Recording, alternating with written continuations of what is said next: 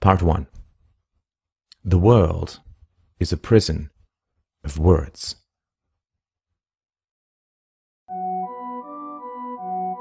The beginning of wisdom is to call things by their proper names. Of all the tools we have invented, words are the most powerful, the most productive, and the most dangerous. Words can classify, identify, conceptualize, abstract, beautify. But words have a darker side as well.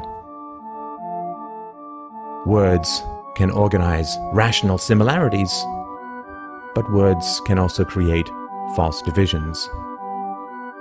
Us versus them. Citizen versus immigrant. Tyrant versus leader. Terrorist versus freedom fighter. Money versus paper. Through the slippery genius of language, crimes can be redefined as virtues, virtues as vices, enslavement as obedience, brute hierarchies as society, assaults on children as discipline. Euphemisms, misdirections, reversals, and outright lies infest our minds, bewildering, confusing, and isolating us. If we are to change the downward spiral of our world, we must escape from the fog of false words to the reality of reason and truth. Just think of the words that surround you that have no connection to anything real or tangible or true or good. You say you are an American, a Canadian, Danish, Iranian, or Australian. What is that? What is a country? A country is land, water, plains, and mountains, and something called borders that exist only in our minds, in drawings, in words. A beach is where the ocean meets the land, a real division. A country is a color on a map, an imaginary enclosure of legal containment. Countries arise when warlords run up against other warlords they cannot conquer, or when they have mostly finished killing off or enslaving the indigenous population.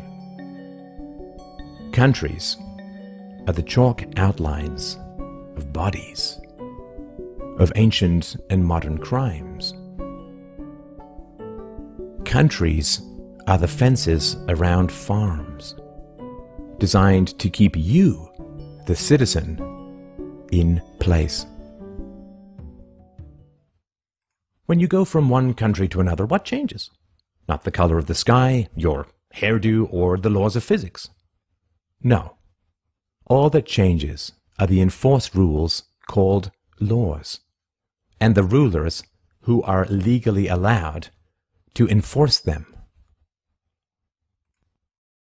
Countries are regions where the power of particular political rulers holds sway. They are land controlled by governments. When you say, "I am an American," what you're really saying is that you are ruled by the American government. It would be more accurate to say, "I am the property of the American government," or "proud livestock of the English tax farm."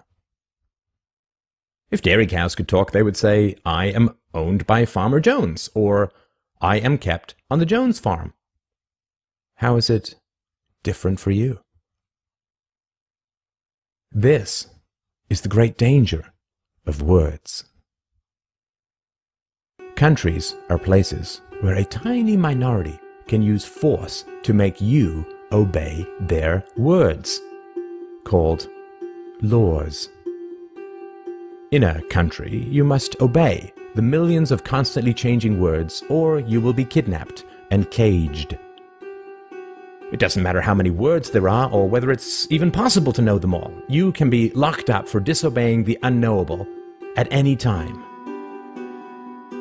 These magic words can convert people from honest citizen to evil criminal at the stroke of a pen. In 1933, in America, it was legal to own gold and illegal to drink alcohol. The next year, it was legal to drink alcohol and illegal to own gold. Who alone has the power to do this? The state. The state is a group of individuals with a monopoly on the legal use of violence. And it is only words that blind us from seeing this basic truth. Words have the dangerous power to obscure the moral reality of the state. The word law sounds better than force. Social contract sounds better than enforced obedience. Taxation sounds better than theft. Central banking sounds better than counterfeiting. Corporation sounds better than legal immunity. Arrest sounds better than kidnapping. National debt sounds better than selling off the unborn. Democracy sounds better than mob rule. Public school sounds better than forced indoctrination. Sorry, what's that? You say you are free because you live in a democracy?